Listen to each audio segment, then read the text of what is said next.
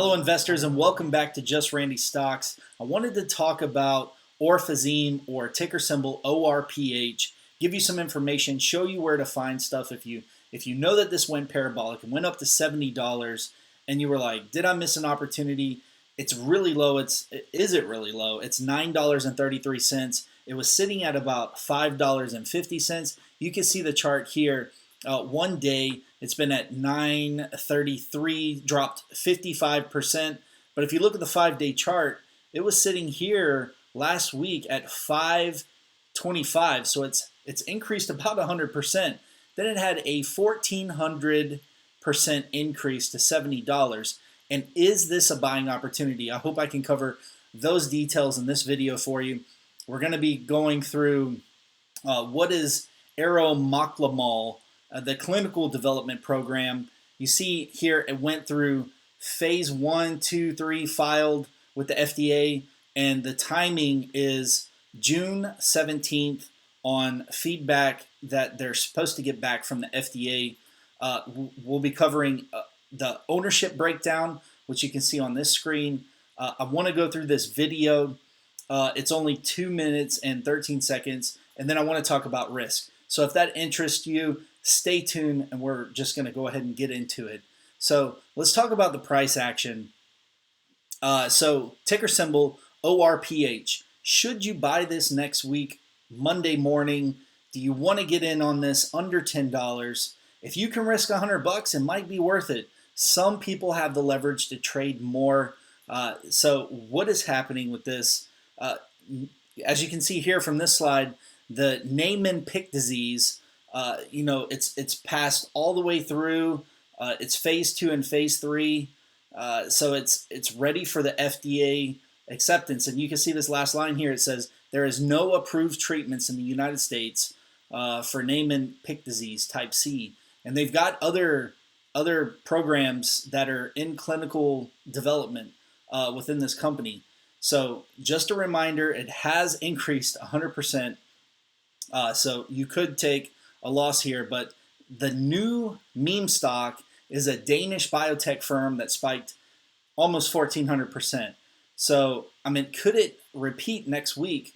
And, I believe in this channel, I always talk about buy low, sell high. This might be an opportunity to get in, but I would say it is a highly volatile play. And if you do decide to buy, you definitely want to set up those sell limits, because whatever your brokerage account is, most likely when it gets very volatile up at these higher limits, everything crashes and you're not able to do anything with your account.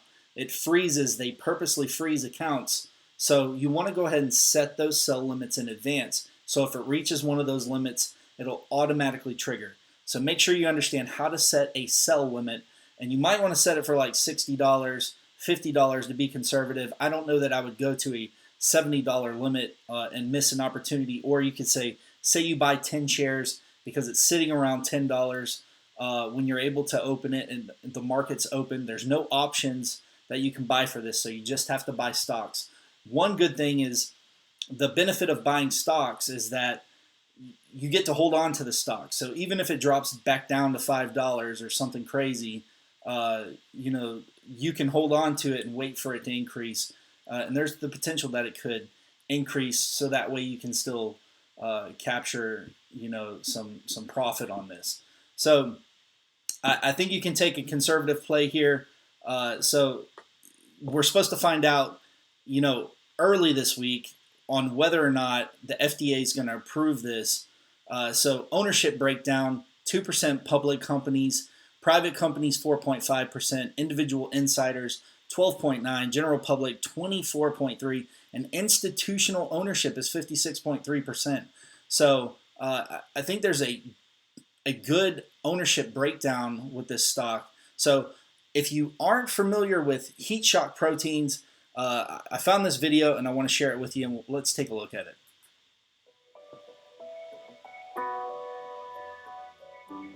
The importance of proteostasis, the proper formation, folding, trafficking, and degradation of proteins within the human body cannot be overlooked.